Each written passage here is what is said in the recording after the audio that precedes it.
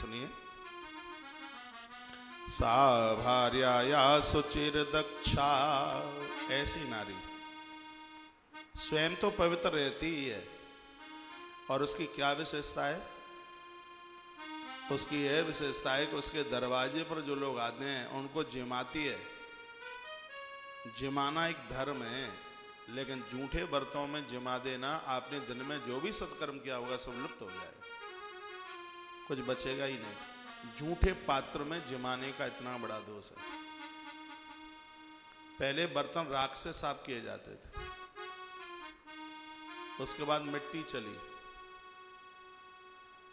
उसके बाद वो जूना के साथ साबुन चला,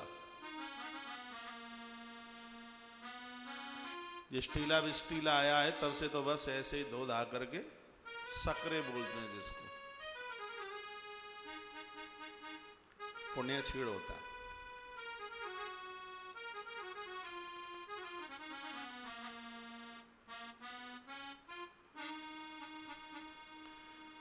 तो नारी को चाहिए कि वह इस शुचिता का ध्यान दे, रसोई की पवित्रता पूरा ध्यान से, उसको बहुत ध्यान से।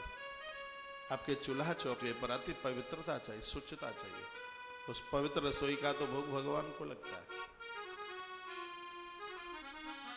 आप लहसुन प्याज खाते हैं, कैसे भगवान का भोग लगाएंगे? भोग नहीं लगाएंगे तो अपराध है। फिर क्या करना है आपको? सुने, क्या करना है आपको? आपको यह करना है कि दोपहर के प्रसाद में कभी भी लहसुन प्याज का प्रयोग मत कीजिए। मैं नहीं बोल रहा हूं कि आप छोड़ देना, आप छोड़ भी नहीं पाएंगे तो मैं काहे क्यों बोलूं? जो काम आप कर ही नहीं पाएंगे तो मैं जोर क्यों दूं? तो आप इतना तो कर सकते हो, जो दोपहर का प्रसाद है वह आप रसोई को साफ सुथरा करके, तो जहां आप लहसुन प्याज का तड़का छौंक लगाते हैं, वो एक कढ़ाई और एक छोटी सी पतीली वो अलग रख लीजिए। थोड़ा सा खर्चा ही तो बढ़ जाएगा।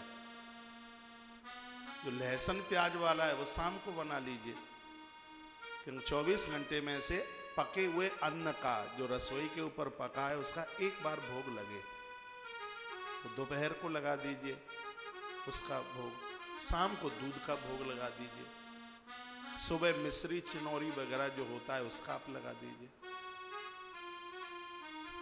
तो फिर आपको घर में भगवान को रखने का कोई दोष नहीं है। लहसुन प्याज आरोग्य में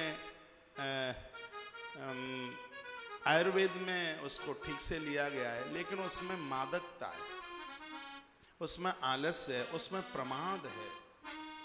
जिसको रात रात भर नींद नहीं आती उसको लहसुन का रस निकाल करके दे दीजिए, बस हो जाएगा।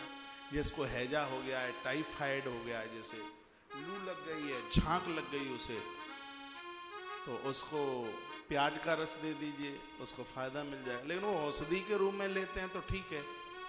वो आप कहें कि हमें प्याज के पकौड़े के बिना रहा ही नहीं जाता, वो तो भजन छूट जाएगा, आपका स्वभाव क्रोधी हो जाएगा।